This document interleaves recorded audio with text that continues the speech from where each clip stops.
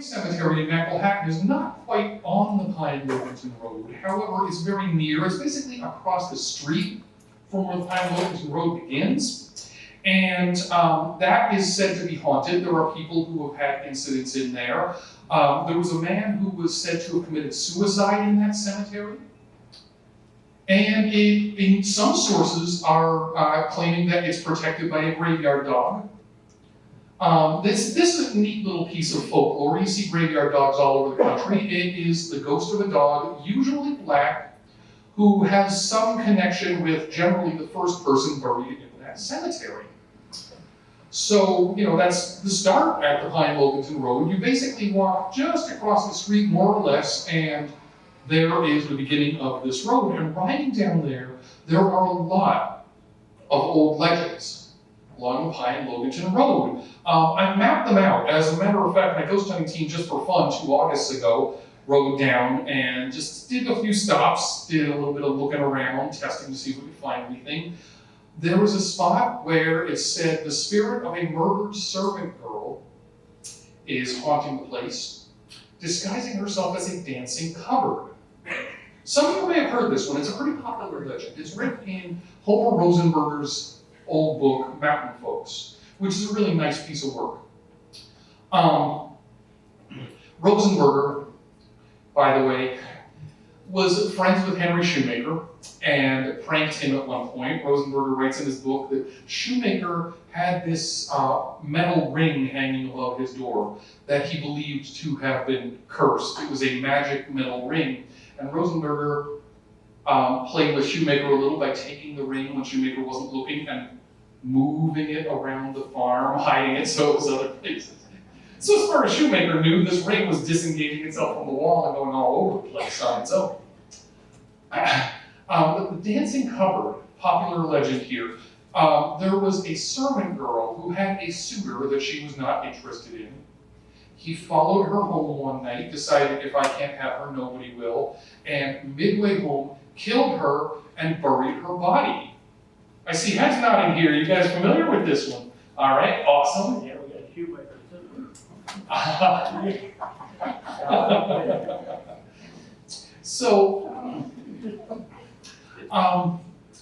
So he buried her body there, and from then on, anybody walking there around that time of night would see a glowing cupboard with dishes in it, kind of like out of the cartoon Beauty and the Beast, I guess. But the story way predates that movie. And it would dance coming down the road at you. Now, why the servant girl chose to form a dancing cupboard was never fully explained. But, a lot of these old legends are mysteries to me. And there's a story of one guy seeing it, getting out of there so fast he fell several times and ripped his good church pants on the way home. So a lot of these neat old stories. Now I'm going to tell you one. I bumped into my buddy Chris on the way over here. And I said, hey Chris, what's your favorite one of I got to talk to you. What's your favorite one of my ghost stories? And he reminded me of Vincent James Sesto. This is a good one. And I stumbled upon this in the pages of the Clinton Republican several years ago. Sesto was an Italian immigrant. He lived in Mill Hall. He worked for the railroad, and he shared a place in Mill Hall with his wife and a friend that they had renting a room from him, a boarder named Frank Dominic. Well, Sesto one night in September of 1901 stood up, announced to his wife that he was going to go out for a walk. And then that was the last time anybody ever saw him alive. Hours later, his body was found, bloody and crumpled, by the railroad tracks.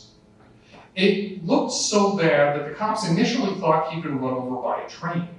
So they went and gathered him up, took him into the county coroner, who cut his shirt away and found 3 bullet holes in his chest. So this changed things and sent the cops back over to check the scene. And there was a lot of blood around, and I mean, back then, it was not exactly CSI. Okay, DNA hadn't been invented yet. So all they could do was say, yeah, there's a lot of blood, all right. And they found a handkerchief with the initial F lying at the scene. So they took that into evidence. Sesto's ghost showed up at his own funeral, held a couple of days later. There was one pallbearer at the funeral that weird things kept happening around. Excuse me. As the pallbearer would walk by some of the candle holders, the pillars in the church, they would fall over for no explained reason. When they got out into the cemetery, one of the straps, as they were lowering the coffin down, one of the straps wrapped around his leg, almost dragging him into the grave with him. This was enough to send the local Italian community running to the cops demanding that that pallbearer be arrested. Now that guy was Frank Dominic, the tenant of Sesto and his wife. So the cops went, they talked to them, they searched the house, and in a closet they found a gun and a bloody shirt. Dominic had a cut on his hand, it was bandaged. Almost as if he'd been in a struggle of some kind.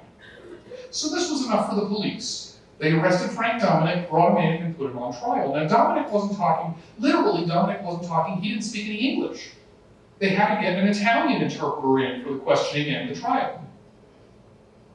Now you might think this case was a slam dunk, but Dominic got the public defender, Wilson Kress. Wilson C. Kress was a Civil War hero. He was a prominent local attorney and served a long time as public defender. He pops up in a lot of these stories. Going to share this with you. I think you'll enjoy this. One of my favorite Wilson Kress stories was when he was called in to be the public defender at a murder trial that involved one of our local houses of the night, let's say. We were known for those. We had, during the railroading, the Great Depression, the bootlegging industry, we had a lot of prostitution going on here. And there was a murder at one of these local houses. And Wilson Kress had one of the employees up on the stand.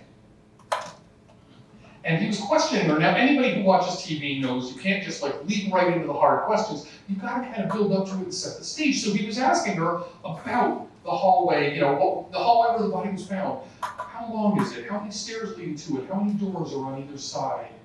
And she was answering, but she didn't quite get what he was going for there. So, on the stand, in full view of everybody, she finally burst out, "Captain Kress, you know that building as well as I do." And I would like to point out that little exchange is immortalized for all time in a court transcript down there on Water Street in the courthouse. Like I said, don't anybody tell me this isn't a great place to live. So Wilson Kress was the defender for Frank Dominic, and he was a very talented attorney. He immediately proceeded to shred the prosecution's case on the stand. The first thing he did was to point out that the F on the handkerchief didn't have to stand for Frank Dominic. It could have stood for anyone whose name began with the letter F. All the blood on the shirt, there was no way to tell whose blood that was. These days there would. Back then, no. The gun, well, sure, he owned a gun, but there was no proof that it was the gun. Most damaging of all, he had Sesto's wife take the stand and testify in favor of Frank Dominic. Which is weird, okay? I mean, the wife of the victim testifying for the accused killer, yeah, doesn't that give you a little sense in the motive, huh? She testified that Dominic had been out chopping wood the night of the murder. He was out and back chopping wood and injured himself with his axe, which is why the blood on the shirt and the cut on his hand.